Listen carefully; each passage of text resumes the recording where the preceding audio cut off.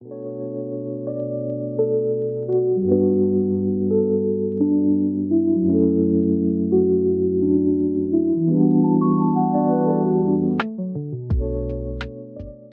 would take the West Side Story soundtrack, West Side Story, the musical.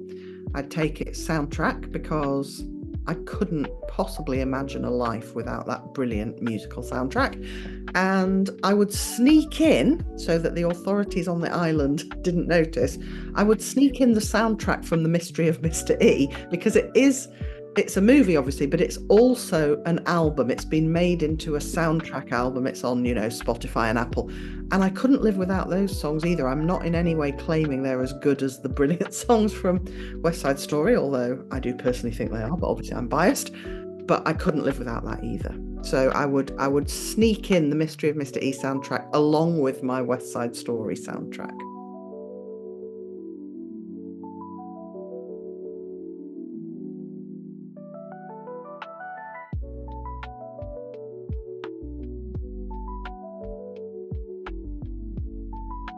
I would take The Black Prince by Iris Murdoch. I haven't read a book that has a stronger claim than that one to being the best novel ever written.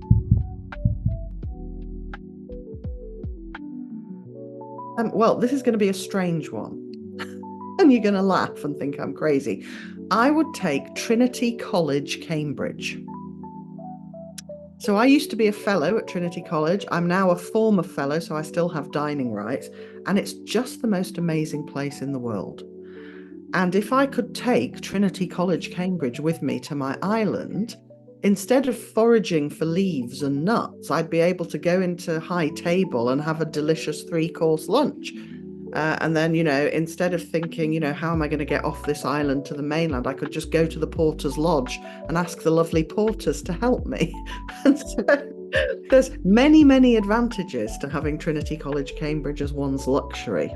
There's a nice fellows parlour where you can sit and read the newspapers. And the reason I think this is the best luxury to take as well is that, it would really make the experience of being on a desert island very unlike the experience of being on a desert island, which is exactly what I would want.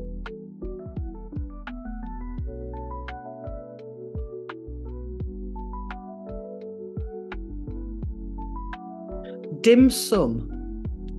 Obviously not all dim sum, but if someone said to me, we're taking you out to a brilliant restaurant right now, what kind of food do you want it to be? I would say dim sum.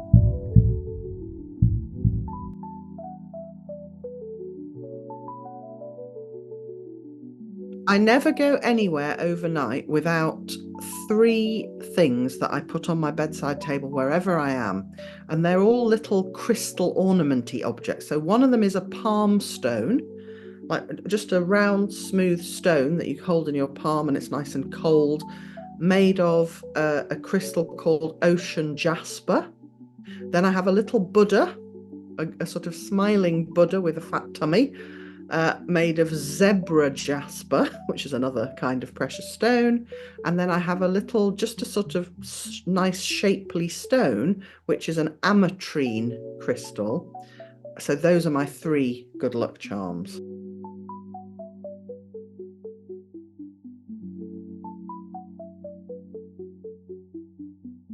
I don't know whether I could boil it down to one, but since I've started my Dream Author coaching program, I have had hundreds of emails from people just over the moon about how it has transformed their lives, not only their writing happiness and success, but also every aspect of their lives. And those are my top favorite kind of messages to receive.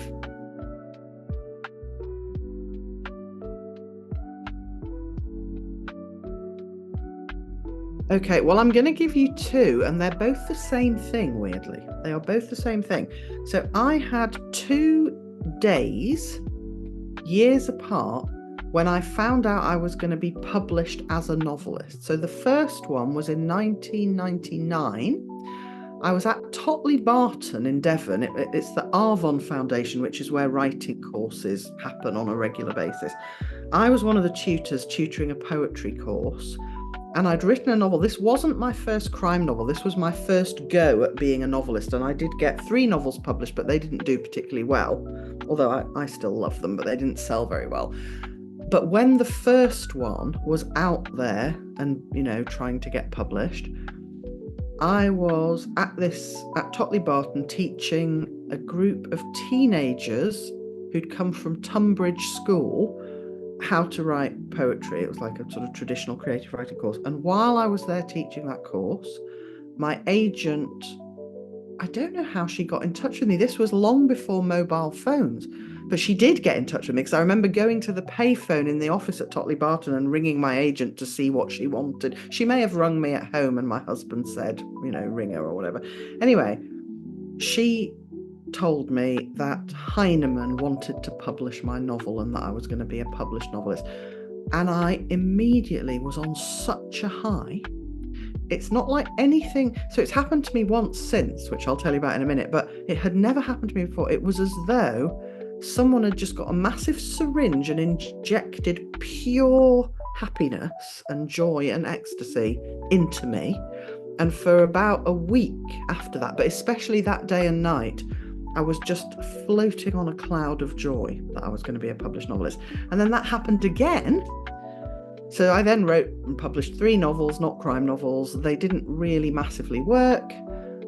Then it was a good few years before I wrote Little Face. And then I had all that problems with the agent and publishers saying no. And then one day I was on a train on my way to Bath to do creative writing workshops there and events. And my agent rang me. This was in the mobile phone era. So my agent rang me then a different agent on my mobile phone and said, Hodder want to make an offer for Little Face and another book. And again, that whole day and night, I was just like floating on clouds of joy.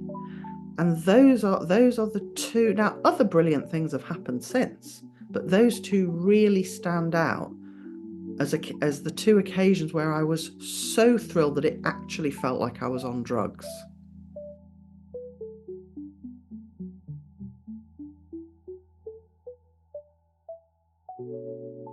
Rather than say a piece of individual wisdom, I will tell you the source of the most wisdom I've ever discovered anywhere. And a friend of mine introduced me to it. I listened to it. It's a podcast. I listened to 1 episode, instantly became absolutely addicted and an avid fan, and I still am. And it is a podcast called The Life Coach School. And the host and creator of it is an American life coach called Brooke Castillo, Castillo. Brooke Castillo's The Life Coach School podcast. And everything Brooke podcasts about, teaches, her worldview, her approach to things, that is the most wisdom I've ever encountered anywhere. And I regularly, if I'm feeling that I'm in danger of veering off and being slightly unwise, I plug myself back into Brooke and her podcast and then instantly get all the brilliant, wise advice that I could possibly want.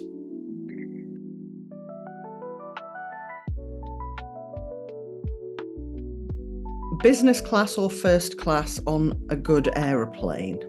Can't beat it. Absolutely love it.